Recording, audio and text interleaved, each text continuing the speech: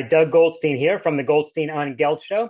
Today, we're going to talk about the number one thing that people forget to do when planning for retirement, which is called mitigating sequence of returns risk. Gosh, what's that? All right, I'm opening with this word, mitigating sequence of return risk, but it's a really, really important risk that you need to understand. And I'm going to dive right in and tell you what it's all about and why, for retirees, it's so important to understand what this is, because boy, can it really mess you up. So let me give you an example. No, better yet, let me start with a joke. That's not really a joke. It's just a story about an economist who drowned in a pool that was on average only 1 foot deep. So how does that happen? How does someone drown in a pool that's on average 1 foot deep? Well, the answer is he was in the deep end, and there was a very, very shallow end, and on average it was only 1 foot deep. But he was in the wrong place at the wrong time. So that's what we're talking about when we talk about sequence of returns. So now let me give you another example. Let's say you say, I believe in the stock market. Great. I like the stock market too. And let's say you believe, I think the stock market's going to go up 10% a year on average over the next 30 years when you think you'll be retired. Let's say you're 70, you figure you'll live to 100, and you think the market will do 10%. But that's 10% on average. Not every year it's going to make 10%. So let's say that you retire, so you have no income, you're relying on that 10% return from your portfolio. And what happens? The market goes down. Let's say it goes down a lot, goes down in half, right? Drops 50%. So you say, well, no problem, because I believe that over time it's going to make it up and I'll make that 10% back and it's all going to be fine and we'll average out to 10% over 30 years. Great. But now let's say your $1 million is only worth $500,000. Now let's say the next year drops another 50%. Now I'm not giving you things that are unimaginable, because if you've been in the market for a few years, you've seen drops. In 2008 was a good example when parts of the market dropped more than 50%. So now your $1 million, the first year it dropped to $500,000. Next year, if it drops in half again, you're at $250,000. Now, to add insult to injury, you're living on this money, right? Let's say you need to take out $100,000 a year to live. Why do I say that number? Because here was your initial calculation. I have $1 million. If I make on average 10% a year, that's $100,000. I can live on $100,000, no problem. So first year, the portfolio gets cut in half because the market crashes. So your $1 million drops to 500. You take out $100,000 because you still have to buy bread. You got to go shopping. You got to do whatever you're spending your money on. So now, adding insult to injury, right? The injury was the market dropped in half, and you just took out $100,000 more. So your 500 is worth 400. Next year, let's say the market crashes again. Your 400 drops to 200. You still have to take out $100,000 because you have to pay your bills. And now that 200 is down to $100,000. You're getting crushed. And what about your belief that the market on average does 10% a year? Well, maybe it does, but just not those 2 years. Maybe the next year it goes up a lot. Let's say it goes up 100%. So now you've got $100,000 going up 100%. Great. I'm very happy about that. So you doubled your money. Now you have $200,000. But you still have to take out $100,000 to pay the bills. You're going to have a very, very hard time getting out of this sand pit. Right? You know how a sand pit works? If you dig a sand pit and then you try to crawl out of it, the sand just keeps pushing you down. Very, very hard to get ahead.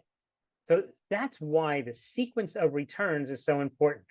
If it had gone the other way, let's say that you put $1 million in the day you retired and the market doubled in value, so you had $2 million. Great.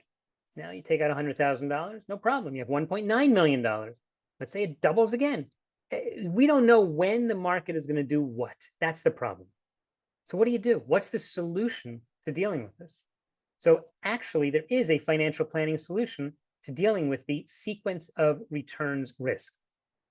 And this is what I want to explain today. Let's just say that you retire and you have $1 million and you know that you need $100,000 a year to live. So what if for the first year, instead of putting all your money in the stock market, you put $100,000 in the bank and $900,000 in the stock market? Now, if the market crashes, well, you've got your living expenses for the first year. The portfolio obviously does terribly.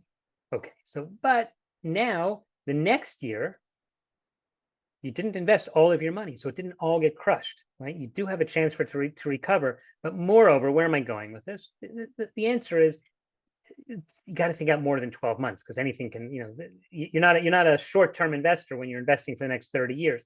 So maybe you'll have 1 year's worth of expenses, the $100,000 in the bank, and you could have the second year's expenses in CDs and bank deposits that are going to be closed for a year or 2 years. The third year's worth of expenses could be in a safer investment. And then part of the portfolio is going to be in the stock market, so that you've got several years of spending money that's available to you.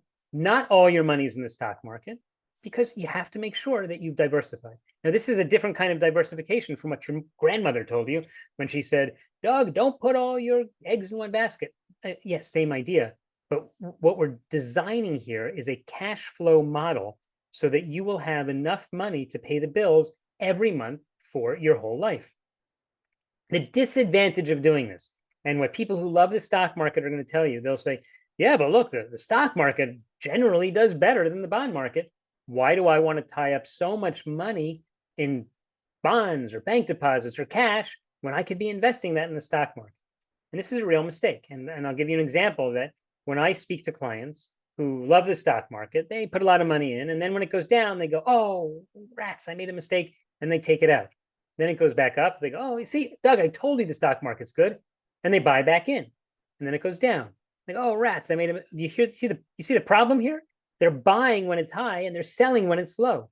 That is the formula for failure if you want to be an investor, right? Buying high, selling low is just the way to lose out. For people who are not taking money out of their portfolio, there is no sequence of returns risk. This is what's so interesting. So this is a discussion that I have a lot with people who are in their retirement years or soon to be retired. But someone who's a younger investor, let's say you're in your 30s or 40s, maybe you got an inheritance, right? Your grandparents in America left you an inheritance. You live in Israel, for example, and you've got a job and you have savings plans in Israel, and the schools here aren't so expensive, and everything's going okay. So this money could be long-term money, but really long-term money.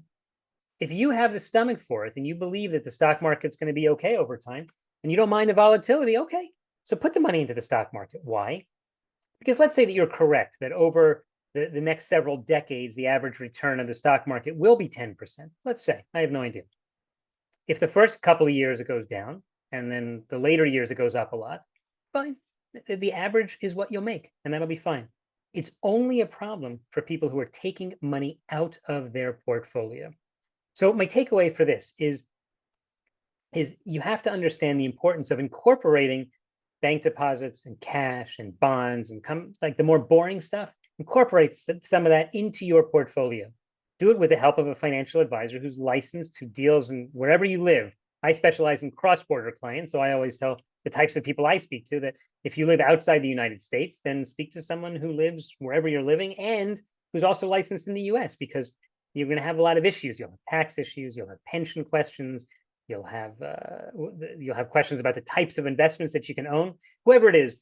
But make sure that you're speaking about sequence of return risk to make sure that you're not exposing yourself to a risk that maybe up until today, you never even heard of. I hope this was helpful. If it was, please be sure to give us a 5-star review on whatever platform you're listening to, wherever you like the podcast, or the Goldstein on Gelt show. That really helps. That brings more people, helps more people learn what we're teaching. We try on this show to really teach you, give you the meat, right? The meat, the whole kit and caboodle, so you have a takeaway. Today's takeaway was to watch out for the sequence of returns risk in your portfolio. Make sure you tell your friends. Thanks again for taking the time to listen. If you have any specific questions about your portfolio and would like to be in touch with me, you can email me directly at doug@profile-financial.com. See you next time here on the Goldstein on Gelt show.